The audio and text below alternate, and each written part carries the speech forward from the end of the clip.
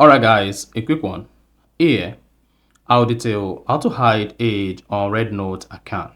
So, if you already created your Rednote account and you discover that your age displays on the Rednote account here and now you want to hide it, then here's a video for you. So if at the end of this you found this offer informative, please don't forget to give this video a thumb up and do subscribe to our YouTube channel for more quality videos just like this, as this really helps us to grow. Now, to hide your age on your Rednote account, all you just need to do is go ahead and open the Rednote application. Once open the Rednote application, click on the Me button at the bottom right. Then you should see your age here. Now, to hide this age, go ahead and click on Edit Profile. Once you click on Edit Profile, scroll down, locate and click on Birth Date.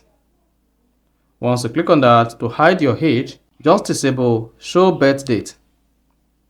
Once that is disabled, go ahead and click on Confirm at the top right.